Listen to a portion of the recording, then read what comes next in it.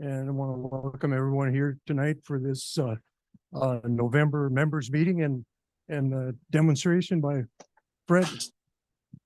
First thing I got here on my list is, do we have any new members here tonight for the last if you could, Vera? Yeah. If you could, oh, you raised your hands. Welcome, and we welcome you to the organization, and I hope that we meet your expectations. I probably can't, but most other artists here can definitely do that. A couple of announcements. The first one is coming up on January 11th, 2024. We're going to have a short annual meeting of the membership, which would be before the January demonstration meeting, which is on Zoom only. So look for upcoming announcements about that. And at that meeting, we're gonna elect leadership, president and vice president. And the president, Susan Chambers, our current vice president, will be running for president, and Daniel Lloyd Kuchenbecker will be running for vice president, and that we will hold an election for those two positions.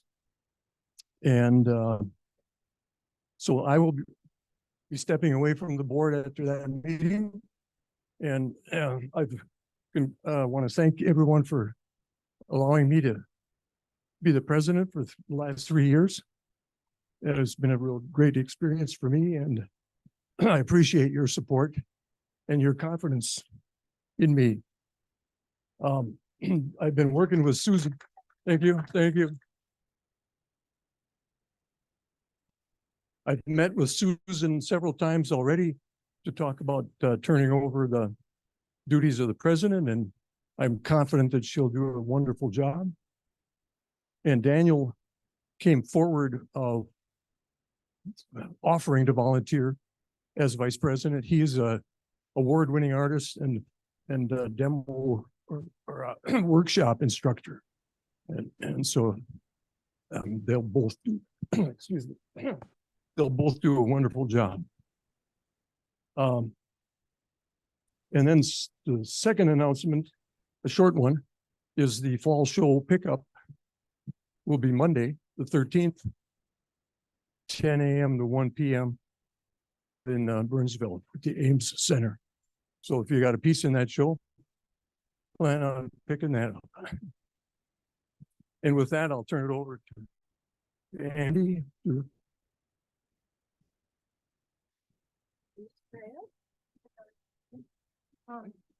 Thank you.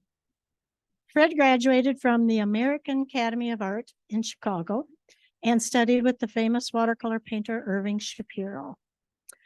Fred's a signature member of the Minnesota Watercolor Society and has had a wonderful 40-year career in advertising, art illustration. Kind of love and hate. And we're lucky to have him tonight to show us what he does. He paints in a realistic style in a whole variety of mediums, including oils, watercolor, gouache, acrylic, and pencils. And he's got some of his art back there that you can see when we're done with the demo. He conducts open studio classes every Wednesday in his Burnsville home in many media. Students bring their own reference materials and supplies, and Fred guides them in their work. He also teaches at the Minnetonka Art Center. Today, he will demonstrate for us how he uses his favorite medium, acrylic, in a watercolor style, using 300-pound paper, watercolor paper, watercolor brushes, and a limited palette. Thank you, Fred. Thank you. Thank you. Thanks for having me, everybody. So we'll get this moving along pretty quickly. So acrylics, why am I using acrylics for watercolor? Because I use them the same way I do a watercolor. Well, the thing about acrylics is I can put a lot of glazes on top of. Well, when you put a acrylic down, it's dry and it won't pick back up again. So when you put another glaze over the top of it, it doesn't move, or sometimes that color will come through a little bit. So that's one reason. If you use like masking fluid, sometimes if you put masking fluid on a watercolor and you've already got paint on there, sometimes it can pull that paint, but not with acrylics. Nothing moves acrylics. So that's the part. So the other thing too is I'm not a purist watercolor painter. I grew up as an illustrator, and my deal was I always did what I had to do to get where I wanted to go. So I have no, now Transparent Watercolor Society is wonderful, but no, I think it's too limited for me. I like to, but when I'm using acrylics, I can use it transparent, I can use it translucent, and I can use it opaque. Well, there's times where I will use gouache in a watercolor, but if I fiddle around with it, it'll pick up. But if I use the opaque acrylics, it won't pick up. It won't smear. So I like that. I think it's a little more durable than watercolor sometimes, but I've got really old watercolors, but I don't know. The nice thing is I don't put it under glass. I hate glass. I hate glass. Do you get the idea? So I don't put it in a glass, but watercolors are beginning to varnish their watercolors. And varnish can be spray varnish, but it's called Dorland's, and it's cold wax. And oil painters use it to thicken up their paint. But I can do a watercolor, and I can take a soft rag and I can rub that cold wax on there, and it doesn't move the watercolor. And it's a final varnish. And so I let it sit for a couple of days, and I come back and just rebuff it again. Perfect. So it's really nice that way, but it's amazing how it doesn't move the watercolor. And I can do it over gouache also. I can do it over gouache. Won't move the gouache. So, with all this said, you know what? I like acrylics. That's about what it comes down to. I just like working with it. Now, the finished paintings that you see in the frames, that I did with heavy body acrylic, regular acrylics. So I thought it's time for me to do a little of experimenting, and I've often wanted to try these opens, the golden opens, and they're supposed to dry for, which they do, but I will say one thing: I can do a lot of things with acrylic. But you know what I can't do? I can't do an oil painting. If you want an oil painting, get out your oil. I don't see anybody that can really do what I consider a nice, juicy oil painting with acrylics. So, and so that's why then I get my oils out. You know what I have done on watercolor paper? I've started a watercolor, didn't like it. So then I put acrylic, and I'll paint with acrylic over it. Didn't like it, and so then I put matte medium over the whole thing, and I'll get my oils out and I'll paint it in oil. So you get pretty good track. I get a lot out of one piece of paper. Talking of paper, I do like 300-pound paper, and for doing landscape, I like rough, because I can do some things with my brush that I think that for foliage and that kind of thing. So the other reason why I like 300-pound paper, if you got a stinker on one side, right here, I didn't like it, so 300-pound paper, turn it over, and I can do another one. So that's another reason why I like 300. I used to stretch 140-pound all the time when I first started. So the spirit would move me, I want to do a watercolor. Well, I didn't have any paper stretched. So one day I decided, you know what, I'm going to do a whole bunch of them. I did about 6 sheets, took it to the bathtub and put them in, got them all stretched and the whole deal. So I thought, great, now I got 6 ready to go. Well, my wife took a bath. Well, she about killed herself. I forgot to wipe the tub out, and all the slippery and all the glue from that was in the bathtub. And she said, "What's in this bathtub?" I said, "I never take a bath. I shower. What can I tell you? It's so slippery. We'll clean it." Yeah. I never did fuss up. So anyway,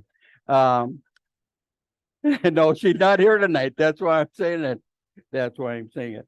So, brushes, they're the same brushes that I use for watercolor.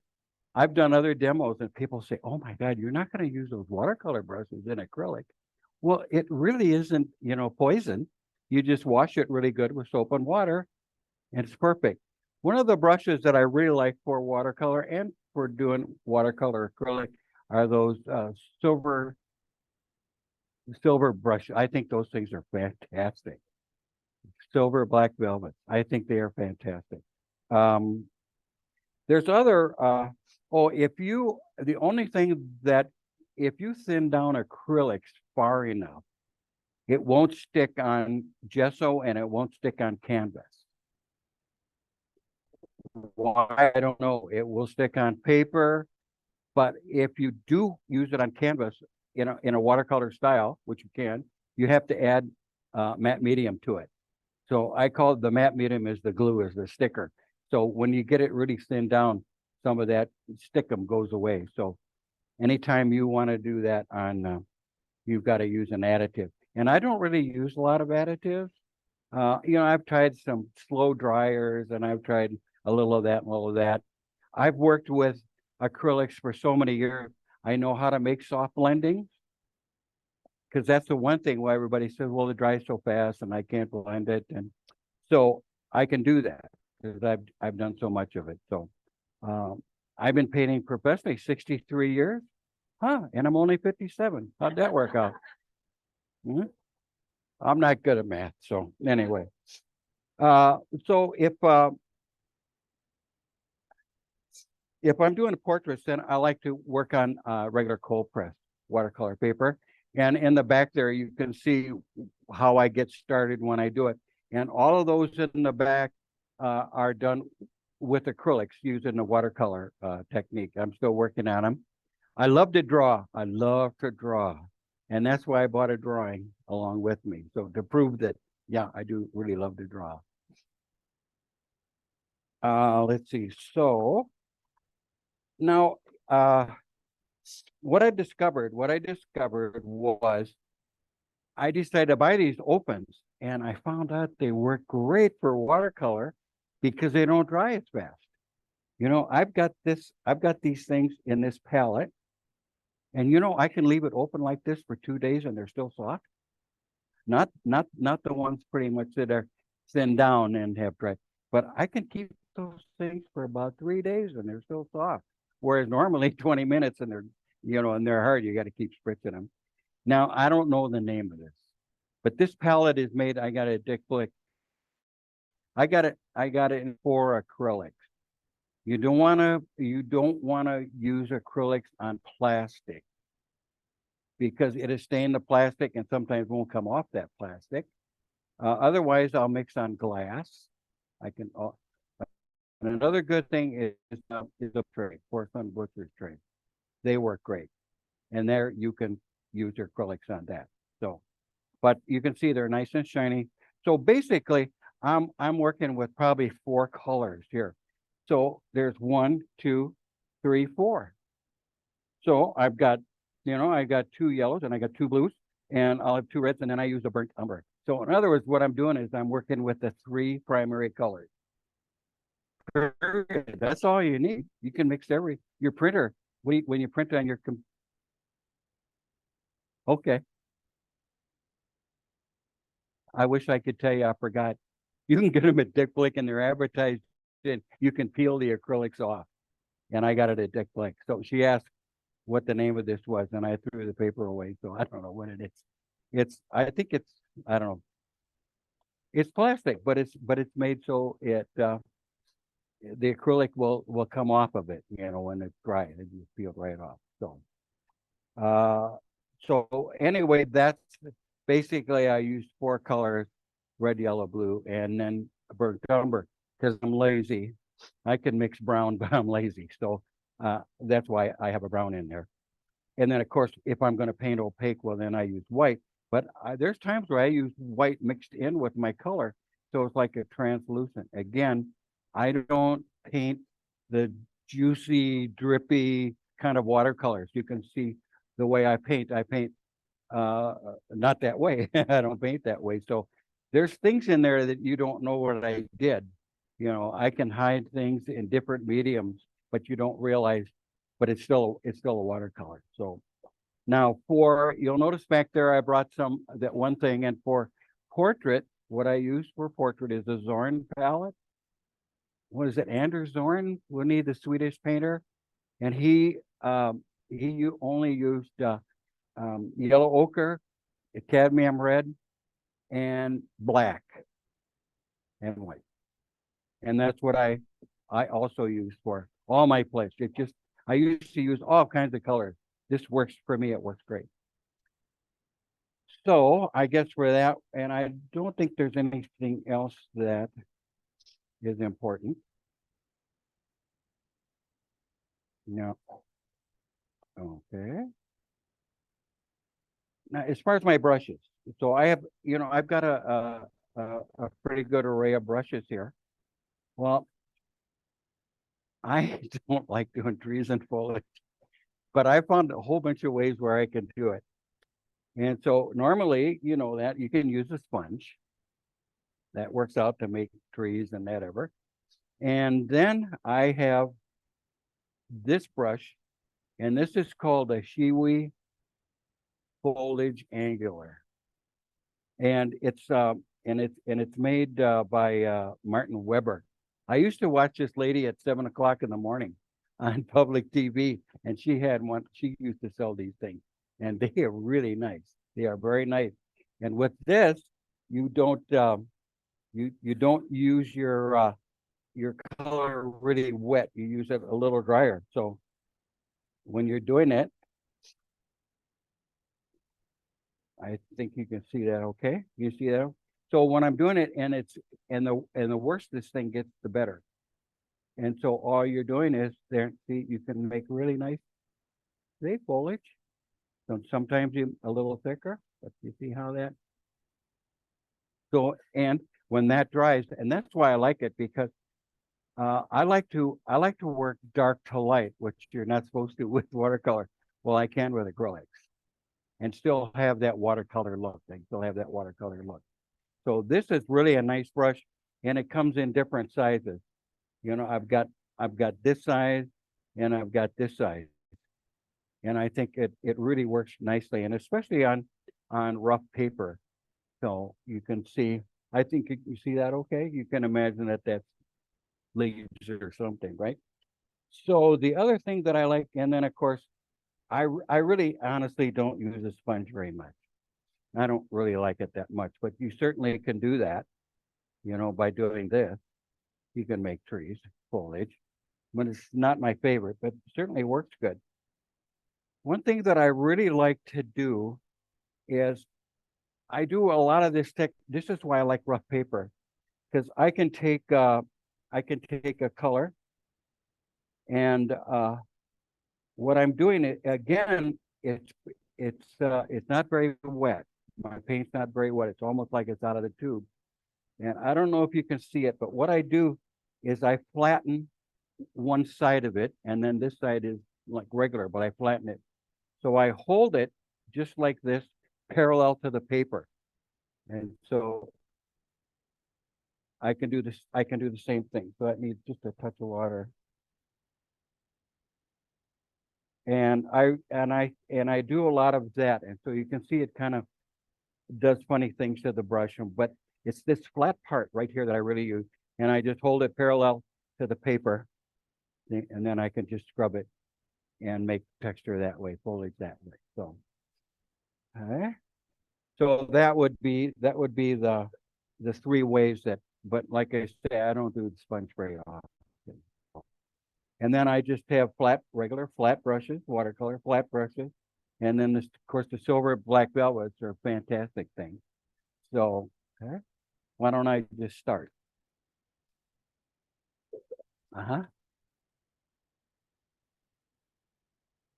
Well, I don't know.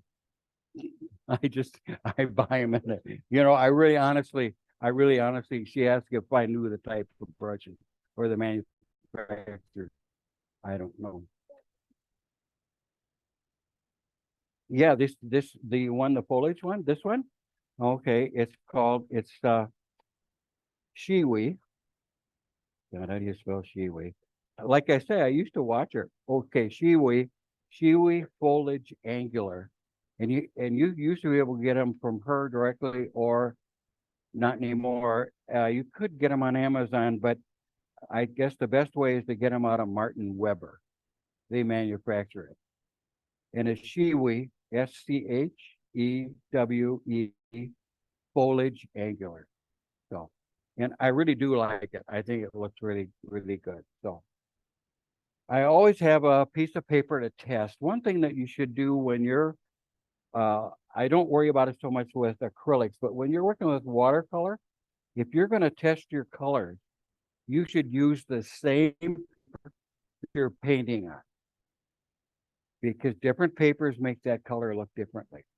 So it's really important to use the same paper. With acrylic, it doesn't seem to matter about that, but it's an important thing. So if you want to really see accurate color. Now I do a lot of testing. I do a lot of testing of color because it's my upbringing in the business. I always had a client and I had to show this and this. And so it always had to be perfect and whatever. So, but that's okay because it trained me all right. That's fine. I don't mind now. I think it gave me a discipline that I think works out really well. So I'm going to start up here with this stuff, with this foliage. And, you know, I used to get kind of freaked out of greens. And I figured it's the blue. I like to mix my greens. The only green I'll use out of a tube sometimes is sap green. But you just have to know I can take cadmium yellow. And when I mix it with a blue, it all depends what that blue is. You have to know what the blue is. So if you want to get a duller green, you use ultramarine blue. It's got purple in it. Purple and yellow are complements. If you want a really bright green, you would mix it with cerulean blue. Cerulean blue's got green in it. So now you got has got yellow in it. So then, and it also has some green in it. So then you get a really bright when you put the yellow with that. And then cobalt, sometimes I'll use cobalt and mix that with. Cobalt, I figure it's just kind of in the middle or something. I don't know exactly. So I just sat down one day and I just did a whole big thing about mixing greens because and the color that really drives me crazy is red. Reds are just, so I really don't worry about green. And what I like to do now, you notice, see, I'm using this as a watercolor, and if you can see that, I like my watercolors, and this is a watercolor, even though it's acrylic, it's watercolor. I like to see it just drip. I like to see that nice bead, and I see people that run it out, and all of a sudden it's drying out, and it to me it looks used and abused. So if you put it on really transparent like this with a lot of water, I think you get a really nice fresh color. So I'm going to use this. You can see a little difference there. This was yellow ochre with the blue. So let's just get started. And what I like to do is I just kind of like to change color as I go along. I don't mix big things of paint. I like to do it as I'm going. And that's why if I keep it nice and wet like this, I'm not in a rush. Even though it's acrylic, I'm not in a rush. So then I come in, and then what I'm doing, and then I just touch the edge of a color that I'm changing. Because if I go all the way into the color, well, then I just have another one color. You know, it just mixes again. So then I just have one color. Now I have read plenty of places where they say that every green in nature has a little red in it, because the greens aren't as bright as we think they are. So you put a little touch of red in it and it knocks it back a little bit. Because again, green and red are complements, so that knocks it back.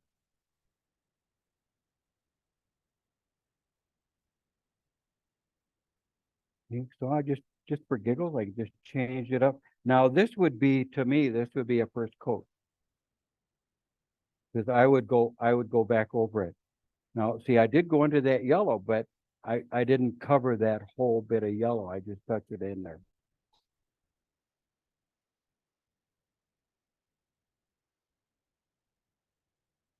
If I want a nice dark green, then all I have to do is put a little red in it. See what the red does to it? No. This red that I've got here is cadmium red light, and that's alizarin. So basically, even though I'm still just working with 4 colors, aren't I? It's, you know, you print on your when you use printer for your you know, computer, what 4 colors you got? Red, yellow, blue, and black. You get every color everywhere, so why not do it with paint? Now here is, I'll show you. Then sometimes I'll do this. See how I can make a little bit of a, and those could be sky holes. I could leave them alone and they could be sky holes.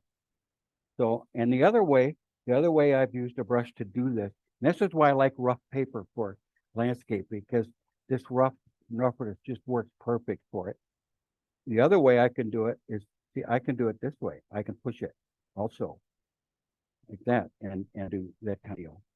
But for this, I'm just going to keep going, and I want to just get this washed in.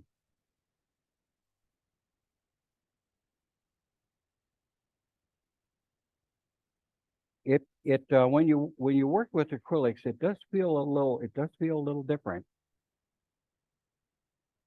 But you'll notice, you see how wet all that is? It's really wet.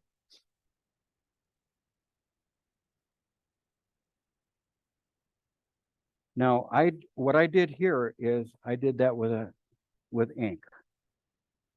But I can show you how I do straight lines in a bit. I'll show you how I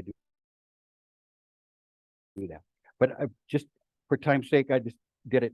I just did it with a pen. And again, I can do this kind of thing. But I can come back, and when this dries, I can do some stuff over the top of it. You know, maybe get some darker.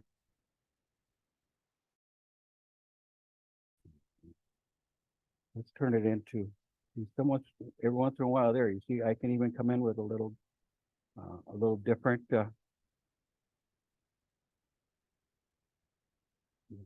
see, do that. So see, this stuff doesn't dry as fast as everybody says it does. So I can still move it around, and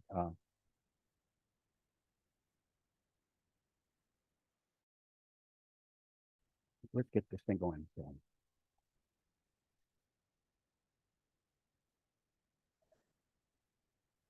Can you see it on the thing?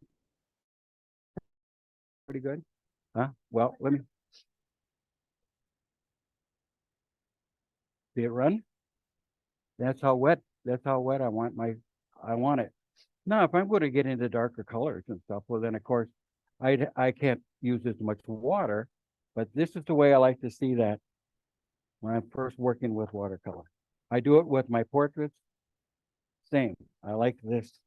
I just feel it makes such a nice color, nice, clean, transparent color. So, all right, let's get this thing going.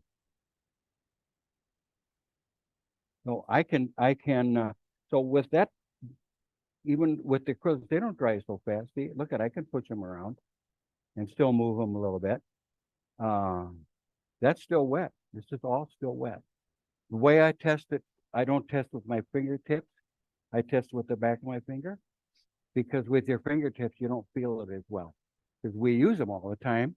And if it's a little bit cool, the paint is still wet.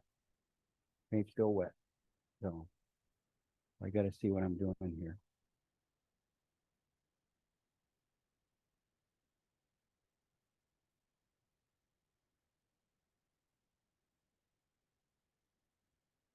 I'm so used to being a studio painter and taking my time and not have to worry about anybody watching me, but it's fun. I like these flat brushes because they're so nice to really get in and make, especially when you're doing a building. I very seldom do I do a landscape. I've got to put something in there, a building, something's got to be in there. And there, that's good for now. That gets that in. Okay, so that would, I would say that would be my base right there.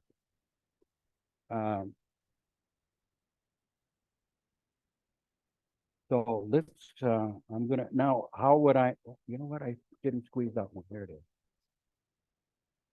If you want to make a black without using black, burnt umber and ultramarine blue. You can make the blackest black going with those two colors. Another is Viridian green and alizarin crimson makes a fantastic black, real dark. So anyway, so I'm gonna make a gray for that roof. And what I'll use is I'm gonna use the burnt umber. And I'm gonna use ultramarine blue. So as you can, can you see my palette when I'm doing it, huh? Sure. Oh, how's that? Is that better? Okay. Okay, so what I like about this combination to make grays is that I can make it a warm gray, or I can make it a cool gray. So I wouldn't use Payne's gray because I couldn't do that. But see how I can, see how that is? So I can do a warm gray and a cool gray. So.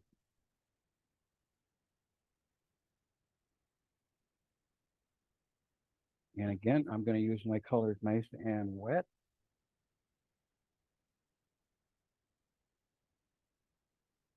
Okay, yeah, I think I'll get a little more blue in that just for giggle.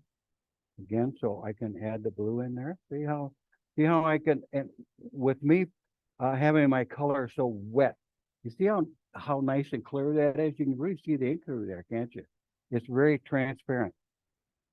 And I do like to play around with changing the color a little bit. You know, I started up here with it a little browner. And if I want, I can come back and if I want, I can put in maybe a little more brown. I don't care. But it kind of makes it, rather than just one gray color, I think it makes it a little more interesting to change the colors up.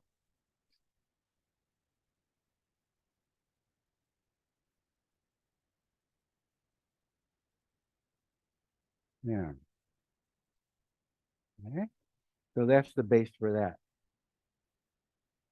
But you can, I'm sure you can see the difference in the grays in there, how we did that. So Payne's gray can, you know what makes a really great green is Payne's gray and yellow. Makes a fantastic green. Really nice. Or you can take, I take ivory black sometimes and yellow, and I make a nice green too. So anyway, there you can see how, now that is so wet, I won't go in there and touch it because it's wet, because you can grow, you know, a bloom. Sometimes I don't care, but most of the time, no, I don't want to grow some kind of a bloom in there. So I can keep working. Well, now I got to work with red.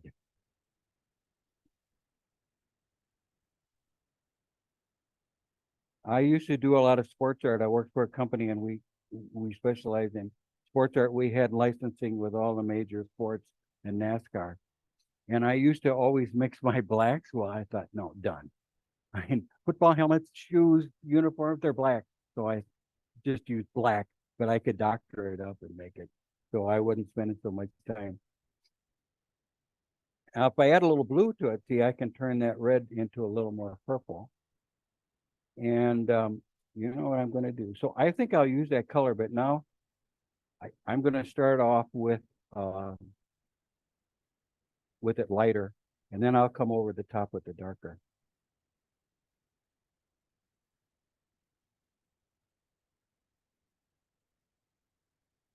And again, with these flat brushes, you can see how nice and easy it is to get around sharp edges and things like that. So.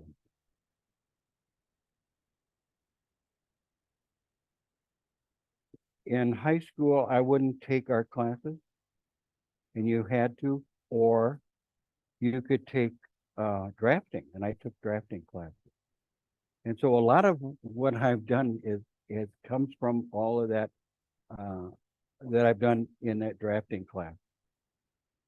And so they finally in my senior year said, no, you have to take an art class. And I knew the gal that took roll, so I would ditch it all the time until we had a test and I go and take the test. So I'm not the kind that grew up just loving to paint and I did very little of it. So, okay. There. There. So there's, again, but you see that? That's what I like to see is that nice little bead there. Can you see it okay through the thing? But now, of course, I have to pick it up because I don't want to bloom there. So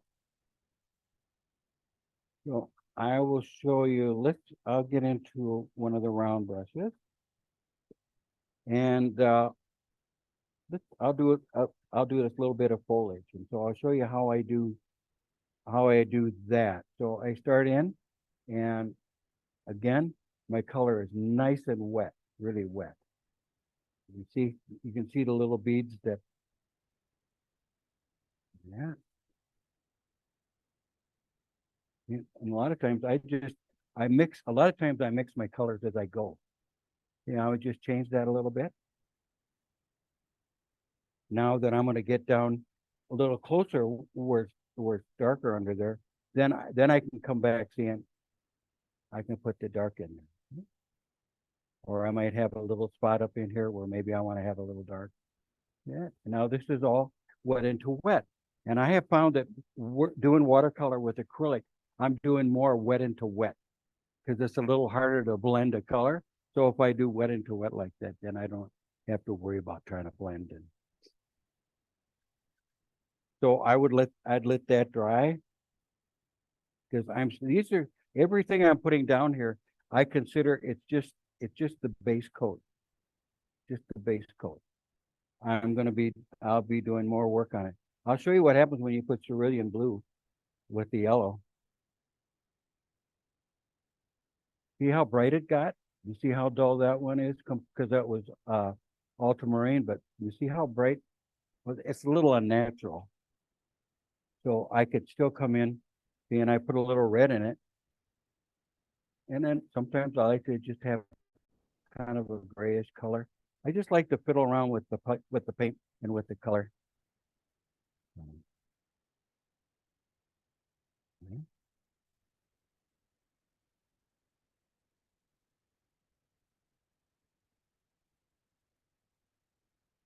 And you see it's nice and wet, so I can drop that in like that. Okay, so that's how. And then this is all foliage that goes up the side of the building. So yeah, I can. It's wet. Yeah, still wet. So I can take this green and work it, all the way down the building where it. You can see where this underpainting is still wet. You see how it mixed in with that red. So, but I kind of like. Do you see how nice and clear this wash is? It doesn't look to me. It doesn't look used and abused. It doesn't look like it's been scrubbed out to whatever. And I see a lot of that. And you know what part of it is? I watch so many students. They squeeze out a little bit of color. Oh, come on, you got to use color. Because what happens, I was always taught in school that you squeeze out a little bit of color, you're going to get a squeezy little watercolor. So, but you have to have, I don't care if it's oil, acrylic that's opaque, gouache, all of that, you've got to have color. You have to have plenty of color, plenty of paint. Because then you can move it around. You can move it around a little bit, but it still looks, to me, really worn out if you don't do it this way. But you can see, watch. I'll prove that. You there? How what my colors are? There, you can see it. Okay. The instructor that I had, this Herbie Shapiro, he was really, really good. And he said, there's no muddy colors. There's no muddy color. There's only muddy thinking. That's what it is. That was, and really, there aren't any muddy colors. If you do it right, you know, if it's all color, it'll drive you crazy. And you know what the old saying is, you know, tone does all the work and color gets all the glory. And tone value, and I have a friend of mine who is colorblind and he can't really see paintings, but he said, I can really see yours because I really know how to push the tone value. So he sees those different tone values. He can't see the color, but he can see the tone value. Now I can, okay, so this is, yeah, I think it's drying. I'm going to try it. So if I decide I want to use the, you see how I get this brush all goofy, the best, it works the best when it's all like that. So I'm going to, I think that's drying it, but I'm going to try it. I'm going to put a little red in it to darken it. So now if I really want to have a nice dark, let's say along here, let's say I want to have a nice dark, but you see, look at how I can come in here and I can make this, yeah, how that works. Yeah, and then sometimes when I get into a close area, you know, I will have to, I'll have to take a regular brush and get along the edge. And again, when people say, oh, it dries so quickly. No, it doesn't. It does when it's opaque, it dries pretty quick. But watch this, see how I can move it and blend it? I can do that because I'm using enough paint. I'm using enough paint. So that way it won't dry out on me. Now I'm gonna show you, you know, with this, and I did the okay. Show you how I normally line, and I'm going to do it here. And what I use is this ruler and a brush. The other thing I like about acrylics is that when I put this dark lines in here, just like the ink line, see, it didn't move it, and it won't move the paint when I do that. So I can paint right over the top of it and not be concerned about whether it's going to move or not. So let's get, I just want to get a dark color so you can see it. I use the same technique for oil and for my more, you know, for my acrylics that are opaque, and I use it for pen and ink sometimes too. So what I do is I just lay the ruler down and I run my fingers along the ruler and I close one eye and I look at this line and I line it up with the edge of the ruler. Okay, I gotta make sure I get a point on there.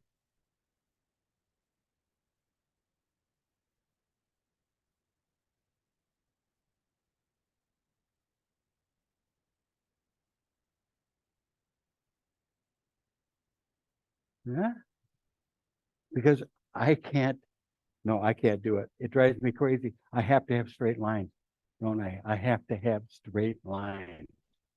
And so this is the one way. So to make this nice dark, I'll show you good.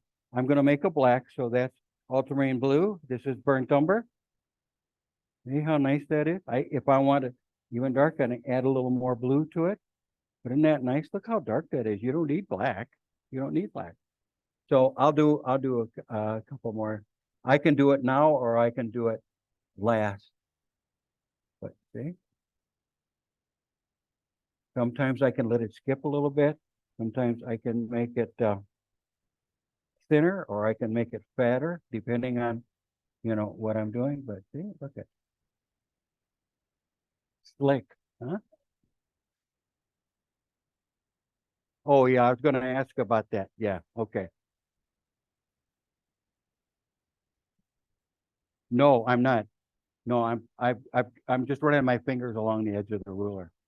You know, I've seen other artists who'll take their ruler and then they'll just run it right along the ruler. and it doesn't seem to run under. But this is the way I was taught. So let me see if I can get my head out of the way for you. The other place I like to use it is, places like this.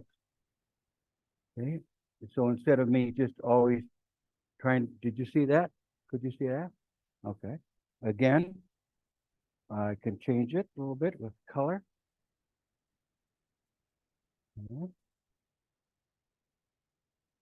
And here I've added a little more water to it, so I get a little bit, of a different. So that's really basically how I do. Actually, I got to think, it's this finger that really goes against the ruler. And I used to have a callus. I had to do so many pen and ink drawings that I'd have a callus. But you can see, and so I put this finger against here, and I hold my brush like a pencil, and then I have all of these other fingers on the paper. So if I want to do this with oil paint, I have a bridge. So it's a straight thing and it's got legs on it. And so then I have to do it like this. And I'm not as good with a bridge as I am with the ruler, but let's see if I can darken that.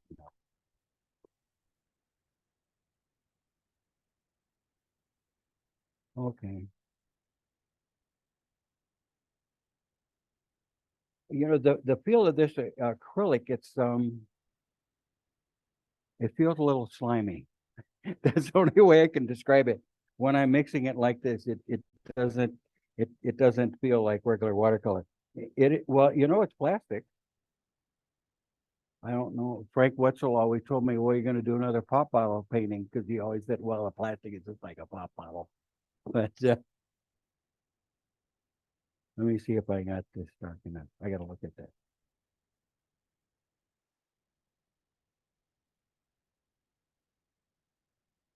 Yeah, we want to get a little blue in it.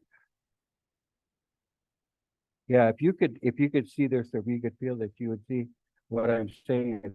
It feels a little slimy.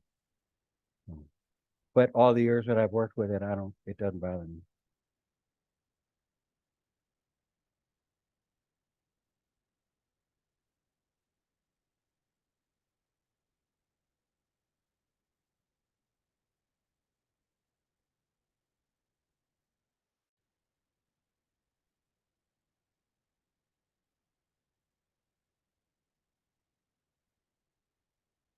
Again, I'm kind of changing the color a little bit. I think it just makes it a little more interesting to change it up a little bit.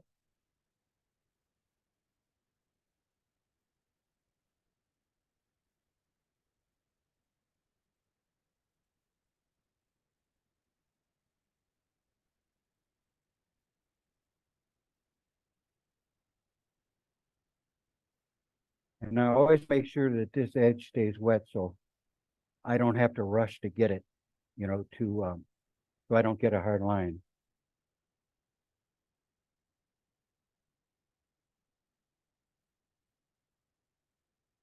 You notice how many times I go back in the water. So now here's a time where you can do a little negative painting.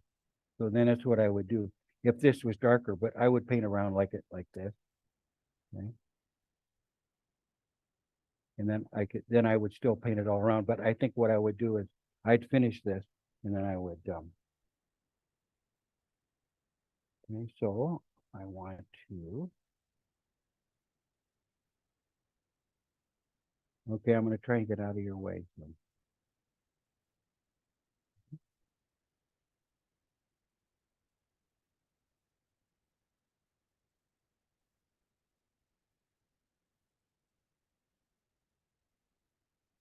This is just, this is the way, this is my personality.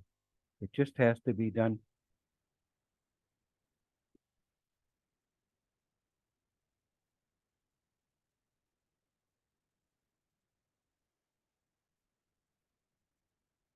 I suppose I could do it for you. See what happens? I got my fingers in there.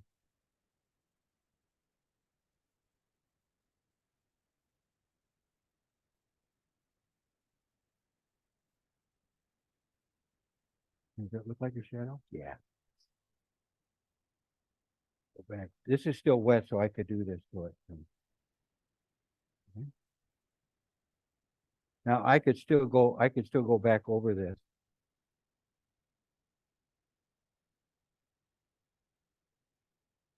I can let it dry and I can go back over it again. See what I did? It started to dry. This part started to dry and I dumped it right next to it with more water. So that's why I created that bloom. I can paint over it because I would put another layer over this to make it darker. So, but that's what happens. I didn't wait for it. Now I'm going to show you how am I going to, you see these light spots that are on the roof there? Like I say, I'm not a purist. So I have white paint. And acrylics aren't as opaque as you think they are. They're pretty transparent. And I've noticed with these opens, they're even more transparent. So here's where I say you can use it a little more. I'll put a little yellow ochre in it, where you can use it more translucent like I am now. It's not opaque. It's still not opaque. So I'm not all that concerned with color. I don't care. But see what I can do now. Okay, I can come over it.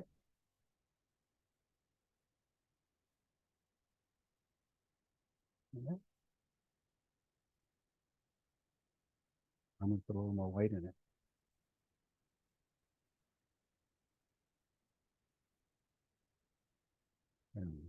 Okay.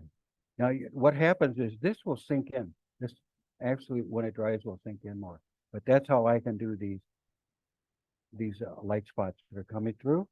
And I'm not going to do it all the way through this thing, but I can still see how I can still blend it, can't I? Yeah, I can soften that. And I noticed that with these open acrylics, this is easier to do because they stay wetter. But there, you see how that's how I would do that. And I think it shows light coming through. And I think it still kind of looks watercolory, and I don't care because that's what I like to do. So how's that? So I can still put some more in. And if I were alone by myself, this would be done more precisely. But I just want to get some things done here so you can see. Mainly with this demo, all I'm trying to do is to show you kind of how I work. That's all. You've seen plenty of watercolor. Yeah, look at that bloom growing really nice, isn't it? I could eventually cover it up. So anyway, so I've showed you the shiwi brush, and again, that has to be used almost like it comes out of the tube. If you use it watery, it won't make the texture. So I can come back. I could do that all over. See, watch this. Yeah, I can fiddle with that. And so I've still got the color underneath that shows through. You know, if I went a little darker there, see that? You know, that shiwi brush works. So you get a nice texture. And while it's still wet, I can go back over it. Watch this. So yeah, go back again over it. There, look at now you can really see it when I get against a lighter. So I could do this. I could do it throughout the whole painting, but that's kind of nice texture, I think. It works great. So, and the other way I can do it, of course, is I can do it this way. And I do it. I'm just trying to make it dark enough so you can see it.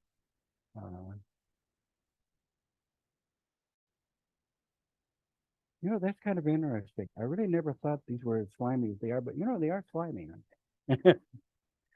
So again, it's the same deal. I've got my brush flattened out on the bottom side. I hold it parallel to the paper, and that's why I like rough paper. It's because see what the paper's doing for me. It works really great. So you can certainly do it that way, And then you can have, you know, larger areas if you want. You can kind of fill it in. You can fill it in. You know. So I hope this dries enough. So, okay. So there. Now I can take and this brush, I can just make some of this stuff just a little darker.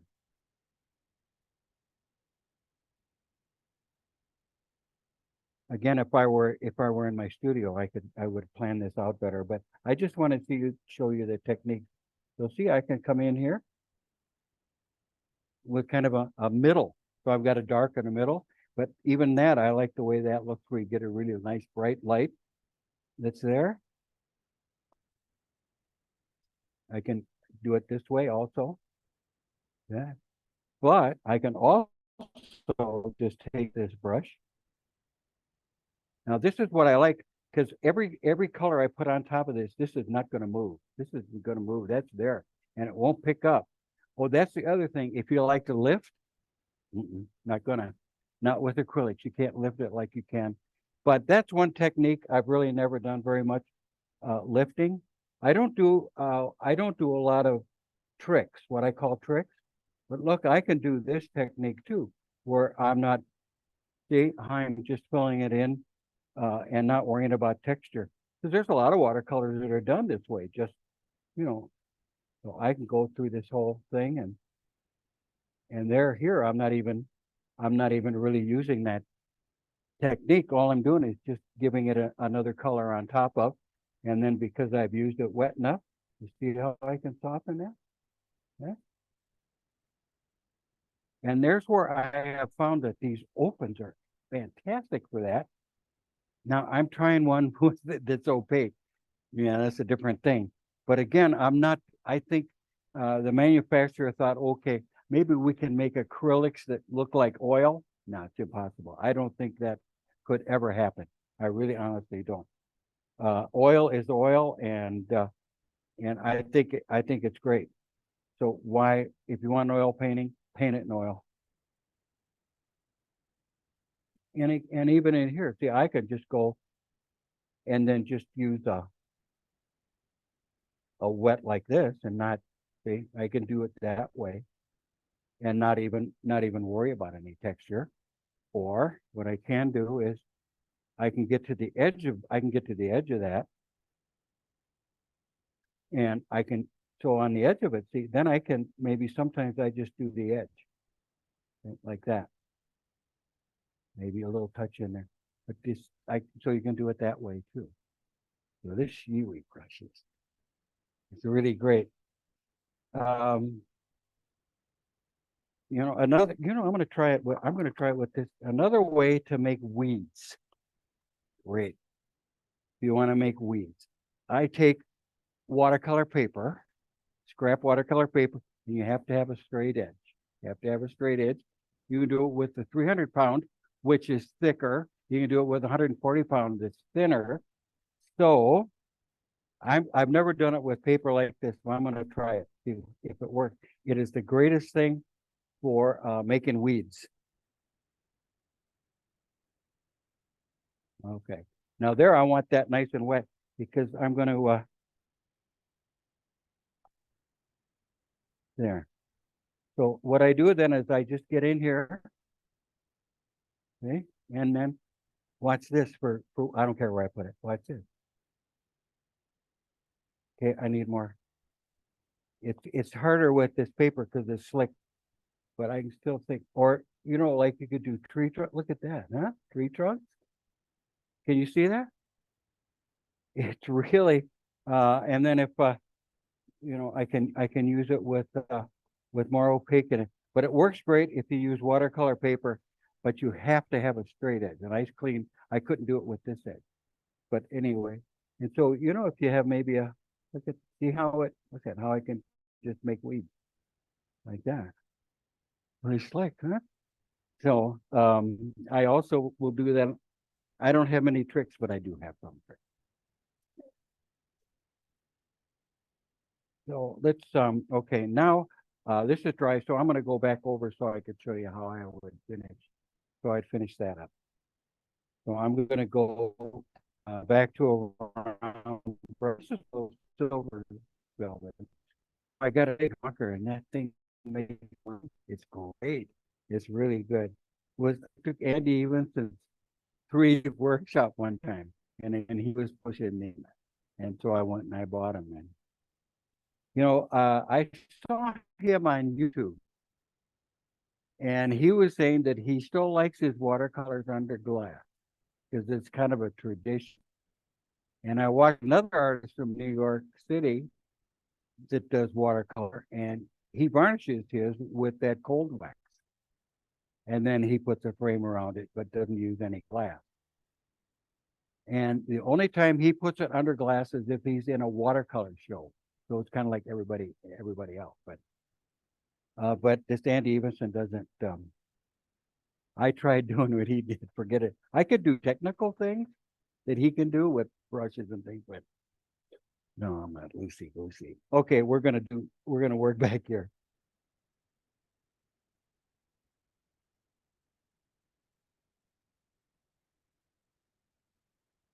So what I would really honestly do is I want to re-wet it. I'm just going to take clear water and just re-wet it. Then again, that also, because it's acrylic, it helps me to have soft edges and blended edges. And then, of course, you know that watercolors dry lighter, so.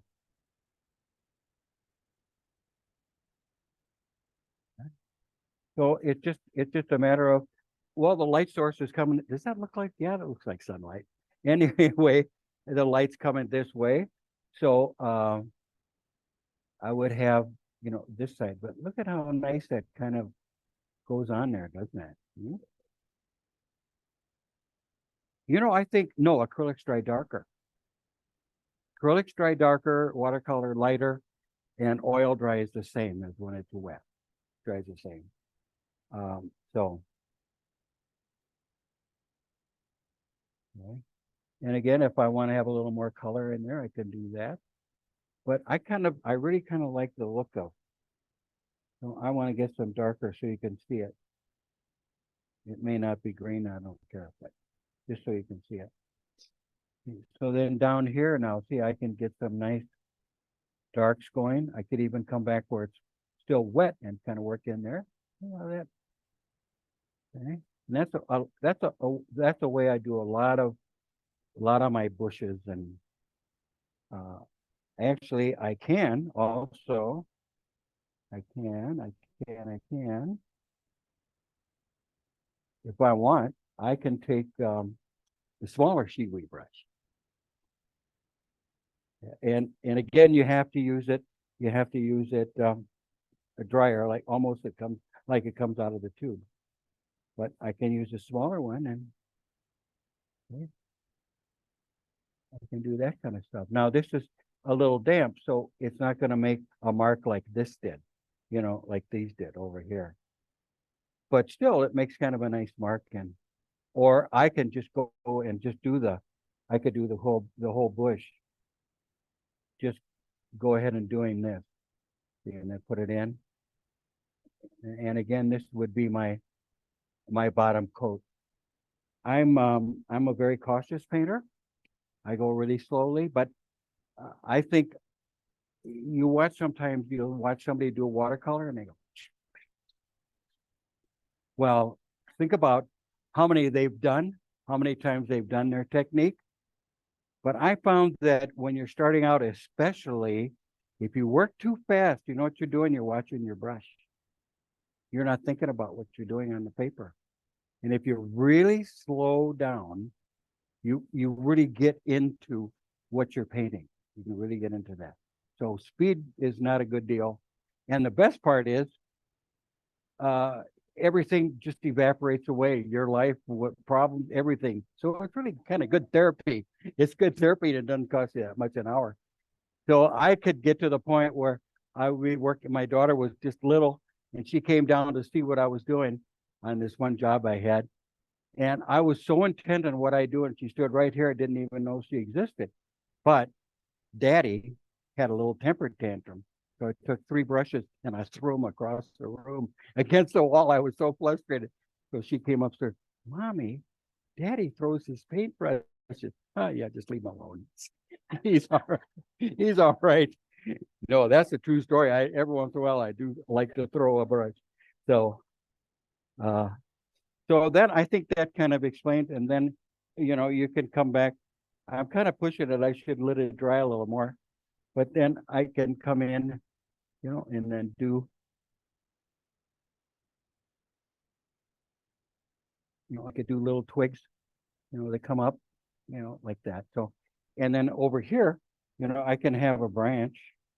Now I have to turn my paper so it's comfortable for me, and so I can. So I like to go this, and look how when I do branches and things, look how I hold. See, I turn my brush like that. So I call it's almost like backhanding. And so, and I keep my little finger on the paper. See, look at that. See how I can make these things? See? So when I do branches, that's the way I do them. And can you see what I did there? Okay. But I have to, so for me to do a branch this way, I'm really, see, I'm really working against myself. I'm not as comfortable. So I always turn it. And another reason why I like 300-pound paper is that it doesn't go like that, because I don't know how to paint like that over the bumps. It's just that I just got used to it. I just like 300-pound paper. So if I've even used this brush as like a flat brush. Okay, let's I have the worst time with foreground. I seem to want to put everything in there, and that's because I work from photography. So you see all that junk, and to be very honest with you, my favorite style is photorealism. Is my favorite style. So I'm a little this side of photorealism when it comes to my other acrylics. I entered the North Star show, and I brought this painting in, and I did all the paperwork, and everything was fine. And all of a sudden, these two gals came running out. Wait a minute, this is not a photography show. this is an art show. I said, okay, why don't you maybe read the back and see what it says back there. Oh my gosh, it's a painting. So, and my daughter likes that same style, so she's got it in her office in the hospital. So all I'm trying to do is I'm just trying to lay. I mean, this is so hard for me to do it so simple, and I watch so many watercolor artists that can make it so simple.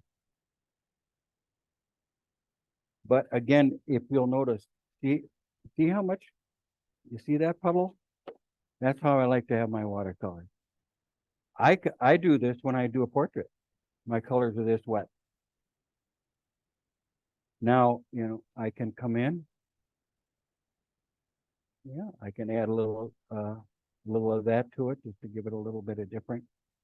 Even get even a little darker if I wanted. Come in here, maybe down in here, get a little darker. Yeah, it drives me crazy. This is really the hardest thing for me to do is the foreground. I just haven't figured out how to really simplify them.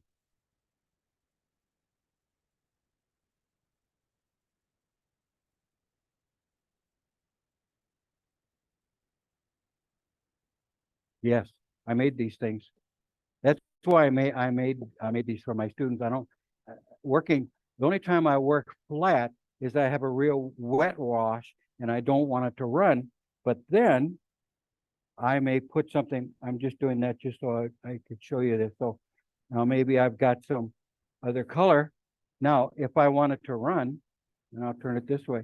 Well, then I'll turn it up, and it'll run, and I can kind of control that run a little bit. So that would be, but otherwise, no, I like a little bit of an angle. One reason is that if you draw flat or paint flat, you get kind of a weird perspective, you know, when it's like this. So now everything you're looking at is kind of in perspective. So you get a little weird. So when you read a book, how do you hold a book? Like this. So that's why. And then also I like gravity to help me to work my paint down and that sort of thing. So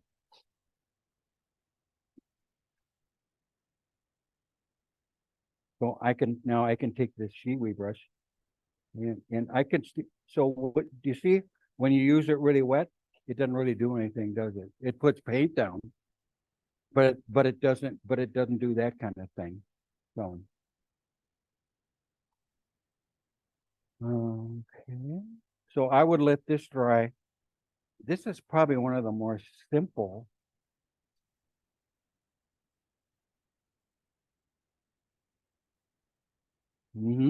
Yeah. Oh, there. Now look at this. Do you see where I put this? It's melting into the paper. So you think I put it in really bright, almost white, but look at it melt through, and then it picks up some of the color, and then it will some of the black lines that I've got in there.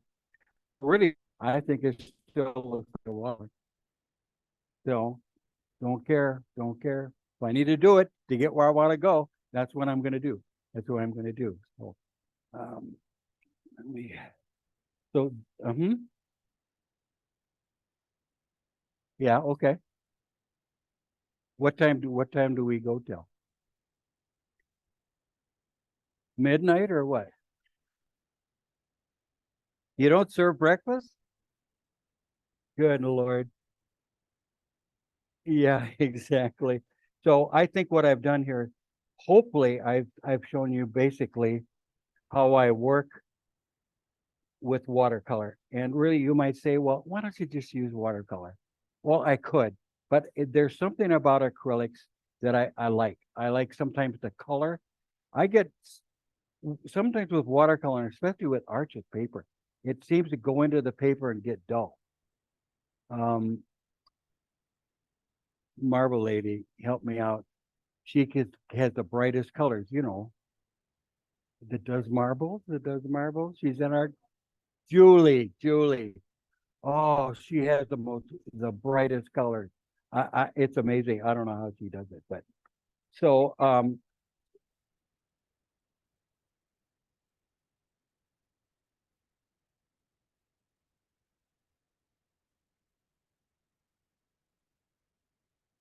I can do it with spray varnish, and with watercolor I don't use a gloss because it's not a glossy medium.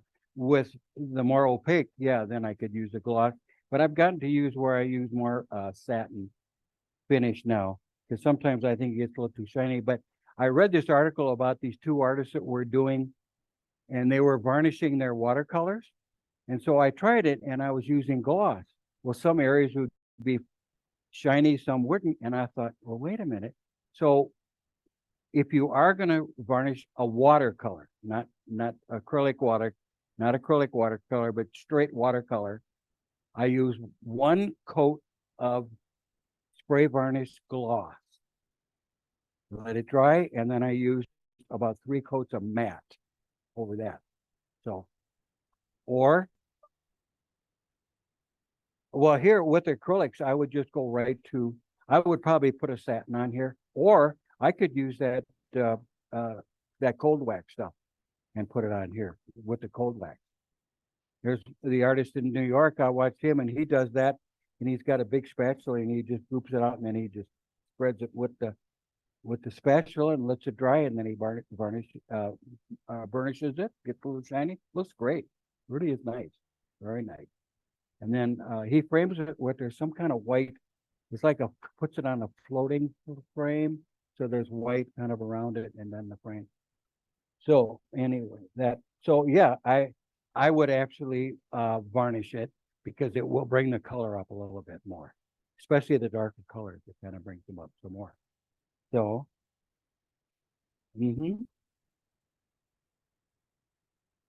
yeah, you know, this is arches. So one of them back there is on Fabriano. I like Fabriano also. And I've used the soft and I've used the artistical.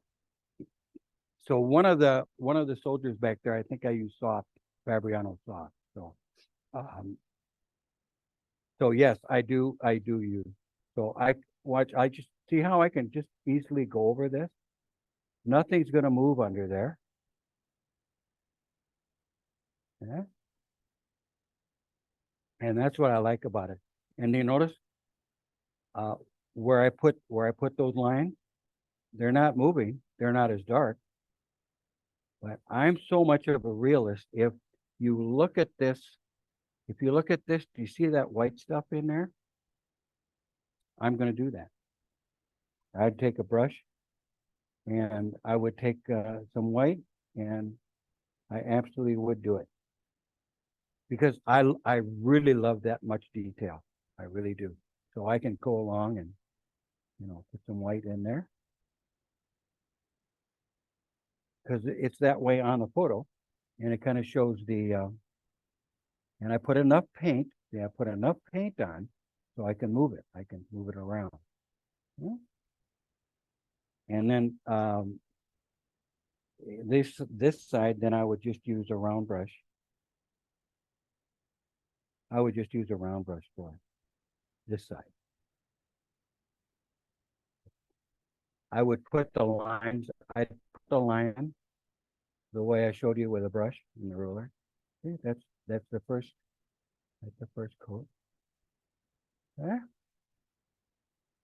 And then I can kind of play around and maybe put a little purple. See, just kind of for the fun of it. It's too dark a purple. I can move it around because I've got enough paint. I've got enough paint so I can push things around. Okay? And if that color was really dry, if your paint was dry, you can't push that around. So, okay. And then in the windows, in the glass window, then I could I would do the whole window like this. But then I like to play around with it a little bit. See, a little color maybe going on. Now I want to get it a little darker. So I can add some dark back in there. And so, that would be the window. So maybe it's reflecting something from there. And I'd let that dry. And then to do the cross thing, I would take white paint and put some color in it and go back over that. And that's this is really dark green. Have I shown you kind of enough of what I do and why I like acrylics? And so the paintings that they're not finished, but one's a cop and another one is a soldier. But it kind of shows you how I do it with a lot of extensive drawing, and it's in acrylics. Those are, and then there's one. It's a portrait, and I'll show you. And it shows how I draw the portrait out before I even put any. I spend hours drawing on a portrait. A lot of drawing on a portrait. Really work it out. And somebody says, well, it looks like paint by number. Well, yeah, it does, but I don't put the numbers in. I don't need them. So, and then the colors, I have a little color swatch on the bottom, and it's that Zorn palette. The white, yellow ochre, cadmium red light, and black. Those, it's just slick. For flesh, it is so good. And so the black is your blue. So he's using it's red, yellow, blue. The base, your primary colors is all it is. And so if you mix that black just right with the other two colors, you can make brown. You can make a nice brown, dark brown. So if you're gonna have somebody with dark skin, you can still do it with that palette because you just stay more on the brown. So when I did sports, man, was I good at black skin. Little black players. It was amazing. I'm really good at mixing that color. So, but you can use that same palette for any skin coloring. Any skin coloring, it works great. Works great. Zorn, Z-O-R-N, Zorn. Or is it two N's? I'm an artist, I don't spell. Huh? It was a Swedish painter, I think in Sweden, and that's the palette that he used to do all of his flesh. And there's a self-portrait of his, and it shows he's holding his palette, and those colors are on his palette. So that's where they figured, oh, he really did use those colors. But then you have to augment it with other, with other colors, of course. But so I don't know I don't know what else really basically, I could just keep working this and going over that some more if I want. If I want a nice, oh, so you can see it that way? Yeah. I'm just going to show you how I can make a nice dark that maybe would go in. Now my brush is really really thick, and so I can still go over this. Now watch see how I can look at that. So again, so now I got three values. I have three values. So I go, and I figured that I basically like to work three values: light, medium, and dark. But you can see, look at the tone value that I can work into my painting. And I learned that as an illustrator because at that time paper was crummy, printing was crummy, and so they used us illustrators because we could work around all of that. And so the one thing was tone value. We really had to get our tone values nice and strong. Well, that has washed off into my fine art. I will say, of all the times I've grumped about being an illustrator, it was a wonderful learning experience. Learn more stuff. I had to paint in all mediums. I had to paint and draw. I did fashion. I did medical. I did farm track. I did everything. Storyboards, and it was such a good training to do fine art. It really was excellent. So, and the other thing I noticed that this doesn't sound very nice, but sometimes I've noticed that a fine artist that never went commercially, they get kind of stuck. That's their thing. This is what I do. A lot of illustrators have gone in and become fine artists. And when you look at their work, there's something about it, I think, that they know how to go a little step beyond, and they're a little more open-minded. I'm very open-minded when I see artwork. I like it all. If it's good, it's good. From abstract to photorealism, I don't care. When I judge a show, I'm really easy. It's so easy for me to do it. And I did judge a show, and a couple of these gals said, well, he'll never give us a ribbon because he's a realist and he doesn't do abstract. And I didn't hear them say that. And I was just going through and it was a show that was all medium. And guess what? At the dinner, I said, that gets first place in its category. And it was abstract. It was absolutely beautiful. It was framed wonderfully. It was designed. It had a center of interest. It had all the things that were. And I gave Best of Show to Cammie. You know who Cammie is? I gave her, that was the first show she entered. And I gave her Best of Show. And I didn't to her girlfriend that had a studio with her. Oh my God, did I catch heat? Oh, well, why didn't you give me that? I should have had one too. I said, well, let's get down to it. Your painting was a little creepy. How's that for an answer? So really, but I have my training of, see how I can move this? Because I had plenty of paint. See how I can move it? Yeah. So now that part of the roof can really pop. So, and that's what I'm looking for. I want to have that nice pop of tone value. But I could still work a lot in the rest of this painting. Whether I will or not, I don't know. Sometimes I've done a demo and then I've got it home and it's not finished, but then I've looked at it and I did what I call creative cropping. Take a knife here and a knife there, and I've creatively cropped it, and it really was much better. So, and then I turned it from a watercolor to an opaque acrylic. So that I did that also to it. So anyway, you can see what I wish I knew the name of this thing, but if, I absolutely, these colors will dry out on this palette and it's easy to take off. These will stay just like this for about 3 days and I don't even put a cover on it. I can't believe it. So, but I did find out that I love these opens for watercolor. They're more transparent, they draw slower. And so the ones that are framed are with regular watercolor, heavy body watercolor. I don't use the thin watercolor. So I don't know what else I can, so when I give workshops, I'll give workshops. Anybody wants some workshops, I'll do that. So now today I worked at Minnetonka and my workshop was pen and ink and watercolor, which is great. God, I love to work in that. So it was really fun. And the fun with that, well, they call it urban sketching. The nice thing about that is you don't have to have everything perfect. You don't have to be a perfect drawer. And it looks great when it doesn't look perfect. It looks really nice. So we did that today all day. So.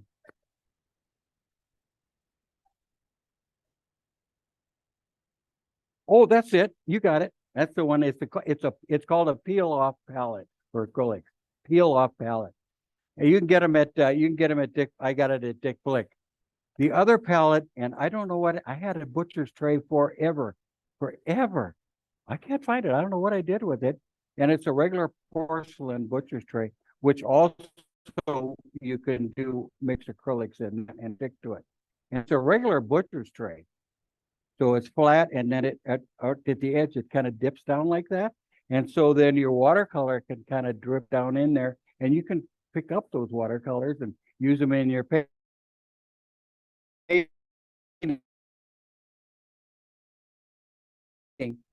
And along the edge.